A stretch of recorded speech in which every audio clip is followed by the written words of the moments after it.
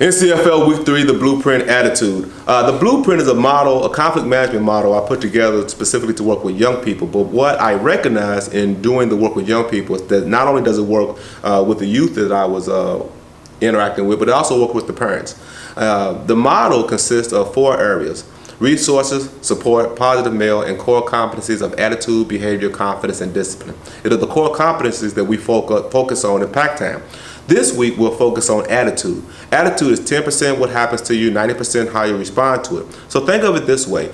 If something happens to you in your life, any adversity that you're dealing with, that's the 10%. That's not as important as how you respond to it, and that's the 90%. So for the pack time assignment, what we need for the parents to do, we need you to work with your children and to discuss traits that make up a good attitude.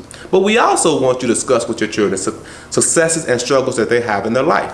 Now, in order to do this, list 5 traits that they display when they're having a good attitude. And then you can come back to them and say, okay, what are 5 traits that you display when you have a negative attitude?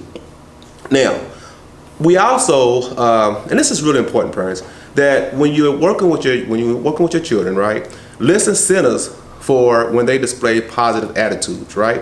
But they also have to understand there's consequences for negative traits when they are displayed. Now, there's also an advocacy assignment in this, and in this assignment, we need you to think about a social problem in your community that challenges your ability to maintain a positive attitude. In other words, remember, it's not about what happens to you, it's how you respond to it, right? So in doing so, list 3 things that you and your family can do to develop a more positive attitude toward the problem. Next, I want you to determine who you can speak with in order to bring attention to the problem at hand. Now remember, and this is really important, this person needs to be able to resolve the problem in some way. If they can't resolve the problem, then you're really just spinning your wheels.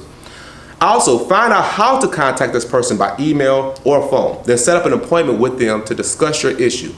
When you go to your appointment, let the person know that you will be taking notes. And this is so that they won't be on the defensive and think that you're trying to incriminate them or get them in some trouble. You just want to deal with the situation.